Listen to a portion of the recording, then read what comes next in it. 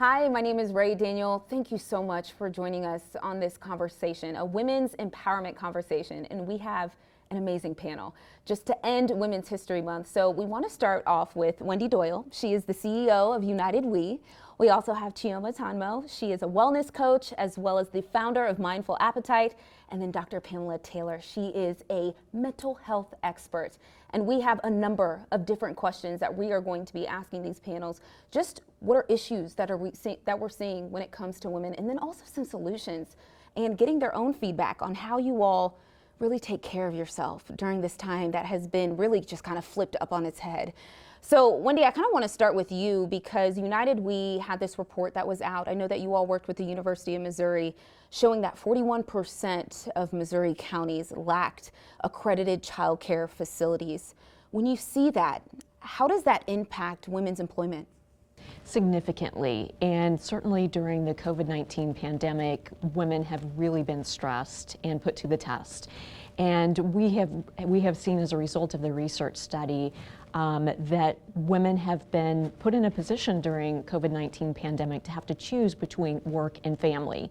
And women have been dropping out of the workforce at such a significant rate. And as of late, 2.3 million women across the country have dropped out of the workforce compared to 1.8 million men as a result of the pandemic. And it really comes down to childcare is a significant barrier.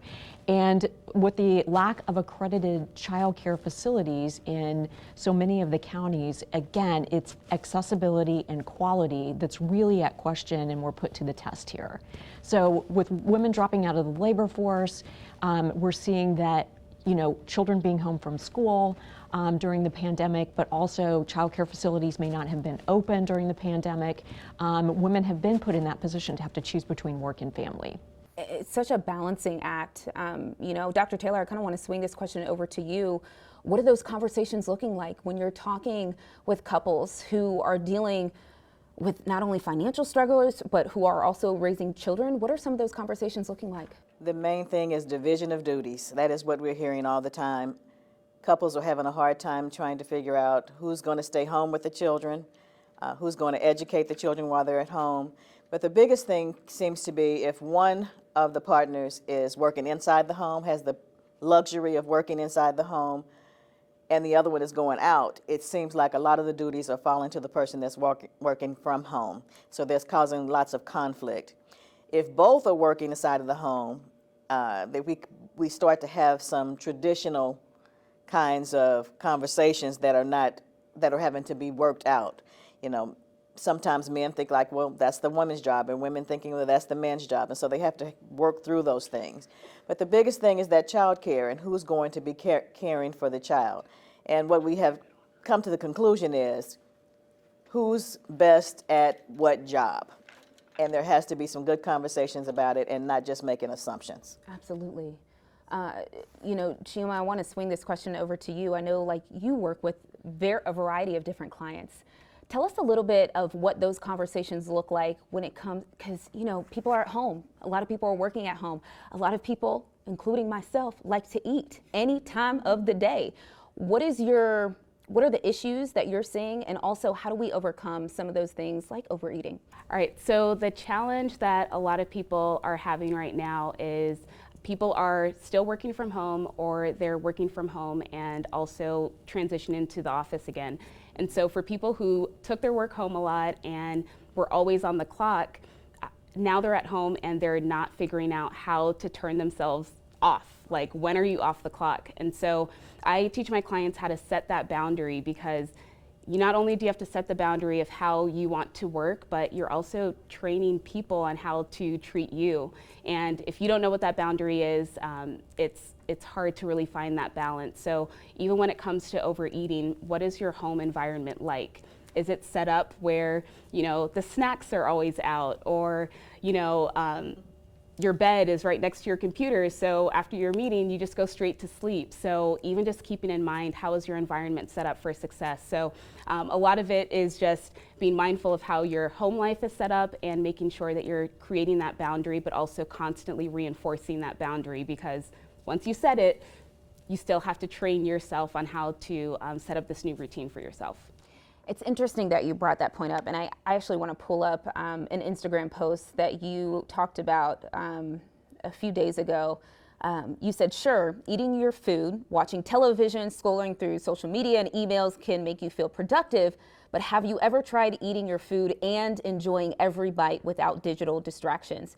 Sometimes multitasking does not always equal productivity. Talk a little bit about that, why it doesn't always equal, because I see myself doing it like, okay, I'm eating, I'm scrolling, but really, is it productive?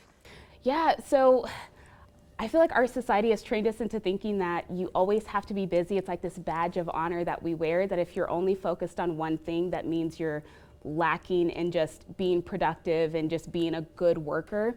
So when it comes to eating your meals, a lot of my clients before were complaining about like, okay, I forget what I'm eating, or I don't enjoy my food, or did I even eat today? So then the moment they see some donuts or something, they just like eat all of this food that their body doesn't necessarily need. So I always suggest for people when you are eating to just limit your digital distractions. I know it's not realistic to never have like the TV playing or your emails or anything, but the less distracted you are, the more present you are with your food. And if you are multitasking, it's basically just distracted work. So you can't really be productive if you're constantly distracted. So I just try to teach people how to just limit their distractions a little bit and define what does productivity look like for you. So what is productivity today is different maybe from the following week. So identify what that is, tackle that on, but don't assume that you always have to be busy, and the news and the social media and emails that will always be there. So just limit your distractions. Rae, can I say that mindfulness versus multitasking is really huge, because multitasking is really causing anxiety to increase. And that's what we're seeing a lot of in the counseling world right now is anxiety is just really increasing, and we've got to get a handle on that. Multitasking came into effect way back when. It was supposed to be a good thing to do, especially in corporate America, but it did not pan out to be good for people because it caused a lot of anxiety. Right. Yeah. Right. Build on that point, which is a great one, that we're finding from an economic perspective that women are taking on as much as 4 to 5 additional hours per day for household responsibilities in addition to their 8-hour traditional work day, working from home, plus overseeing the children that are being homeschooled or doing remote work. So this is what's really putting the stress point on women and families, is just that additional unpaid work that's happening in addition to trying to do everything and addressing the multitasking point. So from an economic perspective, women are really being stressed to the max during the COVID-19 pandemic, and the COVID recovery is really a woman's issue. We're really going to have to address that, what future looks like for women. And Wendy, I was actually going to, it's funny that you mentioned that, women working these extra hours and things like that. And on top of, you do so much when it comes to those conversations about making sure women have that equal pay compared to their male counterparts. What are those conversations looking like when you see women that are going through so much, especially during this pandemic, that are still trying to be equal to their counterparts, and it feels like, I feel like I'm losing in every aspect of my life. Are there simple steps or simple conversations that they can start having with their managers about that? It's a great question, and one thing that we highlighted right out of the gate during when the COVID pandemic happened is we did a research study looking at these critical issues and the impact on women, and the healthcare profession with our frontline healthcare workers really saw the pay gap significantly between male nurses and women nurses in Missouri and Kansas, significant. So some key steps to really work to close the pay gap. Employers should just take this moment in time to really just do an evaluation to just determine, is there inequities in pay across the board? So, first to just do an internal analysis, and employees can encourage their HR departments and supervisors to do such. So that's an action step. Secondly, employers can ban salary history from employment applications. A really easy thing to do to level the playing field, not only for women, but just women and men just across the board. That we know that women first start to see the pay gap with that first job that they negotiate out of school, or that first job starting their career. That salary follows them throughout their career history. So it's really important that, banning salary history from employment applications is a great step. And the third thing that we point out through our pay equity best practice guidelines is paycheck transparency. We know that this is not a one size fits all and for every employer, and know that this is more of a long game, but that would really level the playing field for everyone. Dr. Taylor, what are some of the biggest challenges that you're seeing? You talk with couples, you talk with adolescents, you're talking with people who are dealing with depression and anxiety, and clearly this pandemic has probably not made it easy at all. What are those conversations and challenges looking like? The challenges, they've changed over the last year. Some of the challenges in the beginning were things like food, the anxiety regarding, am I going to have enough food? Am I going to get sick? Will I see my loved one soon? But it's all based, the underlying thing there is anxiety and some depression. People are still challenged with that. We don't have near as much of a concern with looking for food or cleaning supplies or tissue, but we still have some of the same things about the fears of the disease. Many people are still concerned, and rightfully so. They're still listening to the news way too much, and it changes kind of from day to day, or during the day, and people are really concerned about what they hear, so sometimes they just say, I don't want to do any of it, I don't believe any of it. But the biggest concern is social isolation. When will I see my families again? The lockdown, how long will it last? What will the new normal look like? If I have to go back to my job, go back to the office, will I be safe there? Are my children safe?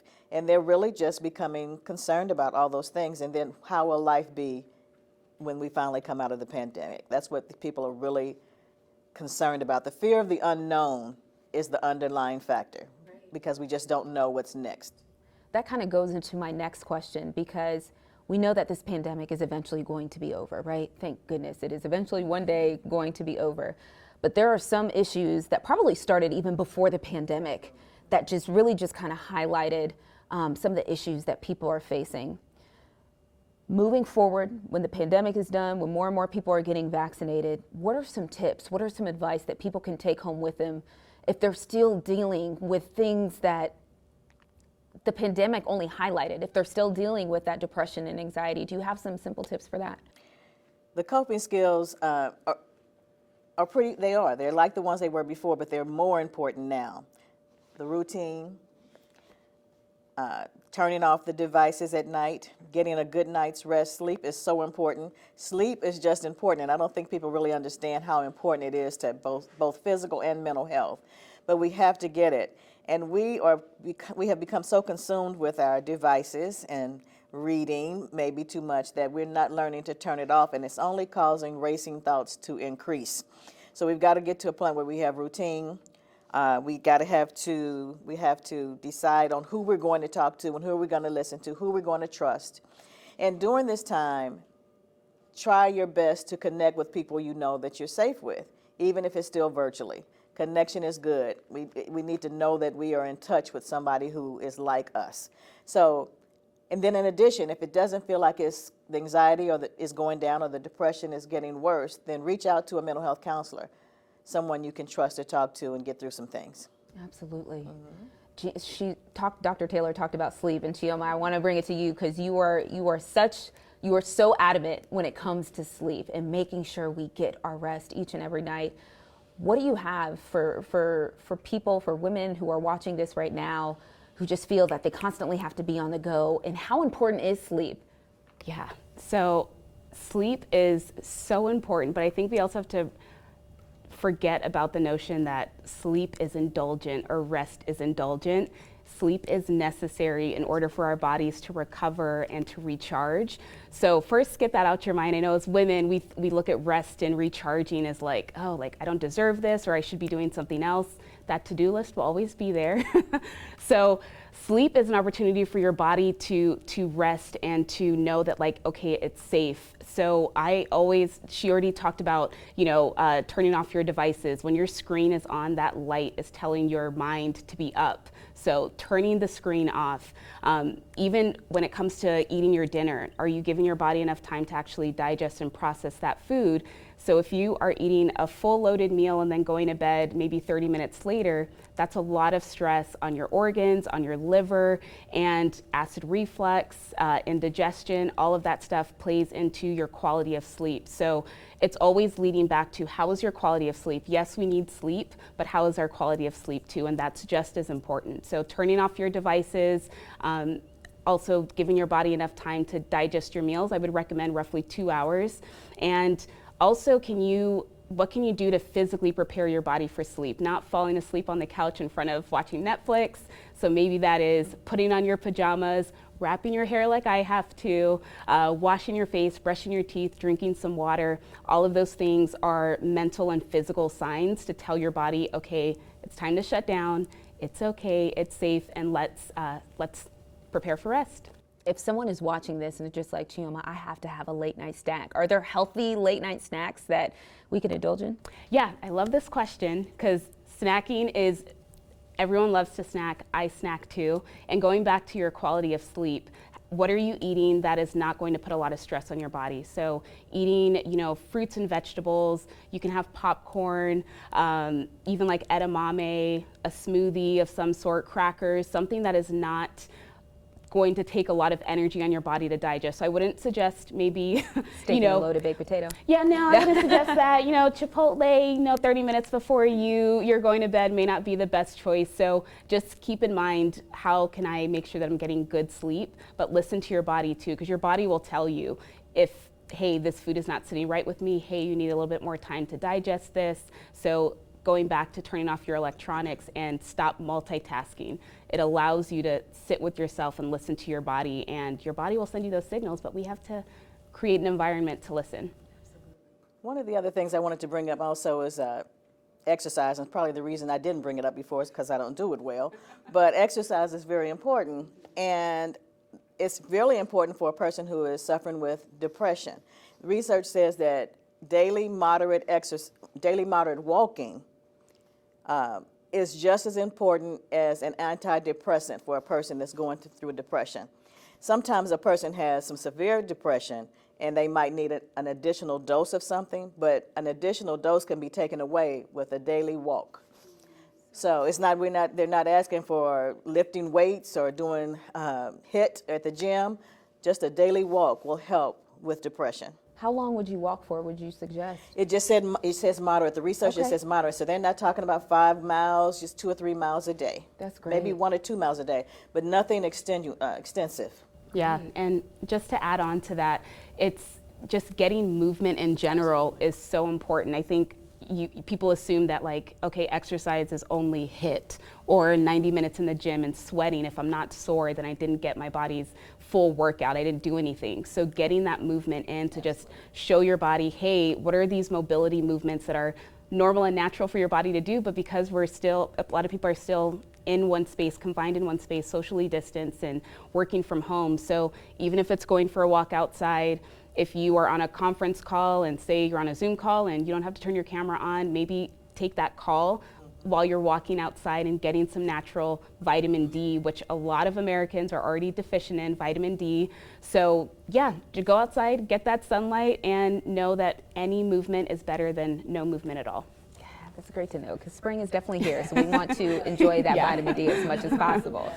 Mm-hmm. Wendy, I want to bring this conversation to you. When I was talking to Dr. Taylor about, the long term after this pandemic is over, talk a little bit about the economic impact and what women can really focus on when we are looking past the pandemic. What are those conversations looking like?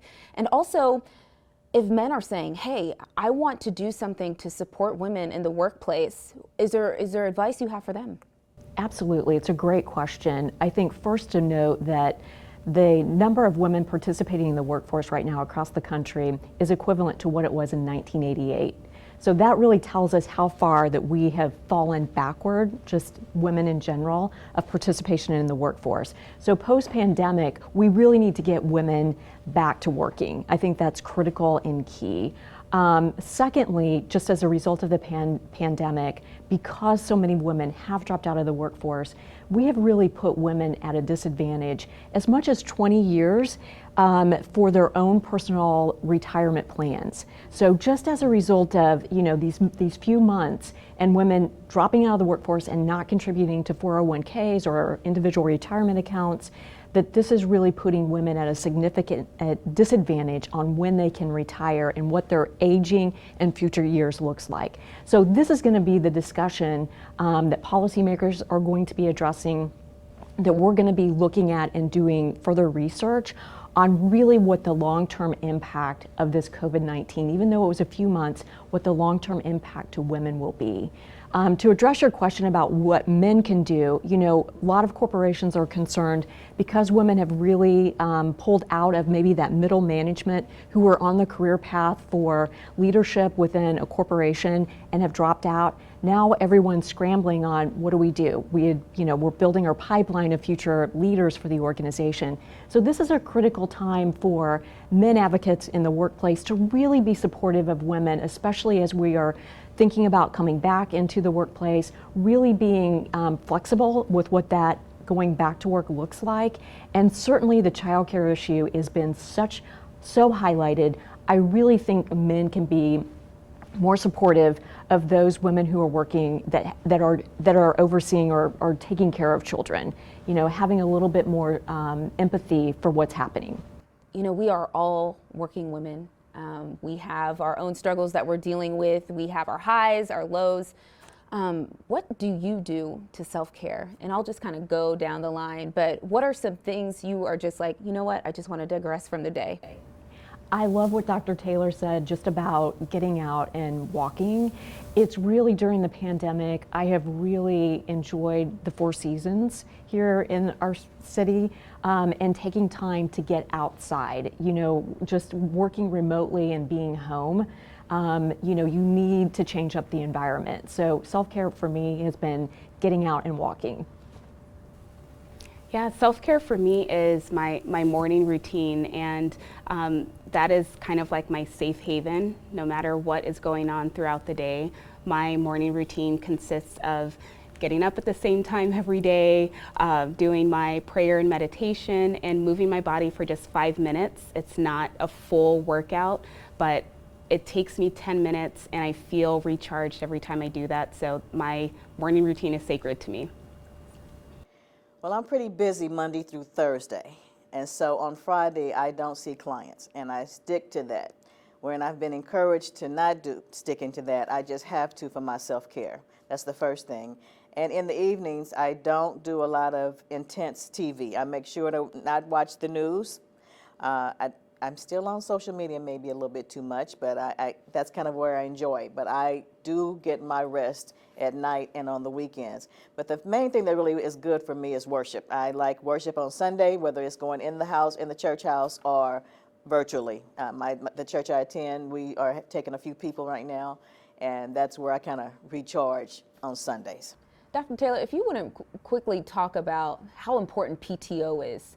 I feel like some women, especially a lot of women I know, are so nervous to take that PTO or so nervous to take that sick day because they don't want to look like I'm slacking or I'm not prepared or anything like that. How critical is it when you are able to take PTO to take it? It is very critical. But unfortunately, many women just feel like if I take it, what happens if I need it for my child? And they are forced to make a decision where their health is not put on the front burner. But I would encourage women women and men, they need to take the time off so they can have a mental health day. That's what's needed. It's very important. Those are all the questions I have. If there's anything else you want to add, if women are watching this and they don't remember anything that we said, hopefully they do, but if they don't remember anything they said, what's the biggest takeaway you want them to know based on what we have said in this conversation? Dr. Taylor, start with you. We talked a little bit about after the pandemic, and I'm still concerned about some of the trauma that's going to come from people being going through the pandemic, either family members they've lost, that they must take care of themselves and going through the trauma of not being able to be with their loved one when they pass away. Or if they indeed had COVID and they're still struggling with some of the thoughts of, am I going to be so sick that I die through this? And it caused some traumatic reactions in them. So I would really encourage them to get help now, not wait till it pops up one day when they're at work and they're irritable with somebody and they're crying and they don't understand why, that they start working on it beforehand. And to jump off of that too is just being proactive with your wellness. You don't have to wait to be in a crisis or to be sick to do something about it. So being preventative, investing in your wellness, and know that it's a daily practice. It's not some end goal where, hey, in a year I'm going to be on this pinnacle of like, I'm healthy. It's something you have to continue to work at, listen to your body, and know that your body's needs change. So what worked for you 10 years ago doesn't necessarily have to work for you right now. So what does that look like for you in investing in that and being curious with what your body needs? So yeah, be proactive with your wellness. I would say educate yourself on the key issues that are impacting women in general, and to, as women, we need to continue to become knowledgeable, and then to really lean in and use our voice and to speak up. And if we're going to see change, it's going to take women and women supporting women to be able to do it, and we need to lean in and use our voices. That's huge. Women supporting women. That is so important. Ladies, I cannot thank you enough for being a part of this panel. Again, this is a women's empowerment conversation. Thank you so much for joining us. We will make sure that we have all of these women's information in our web story, so be sure to look for that. Thank you so much again for joining us.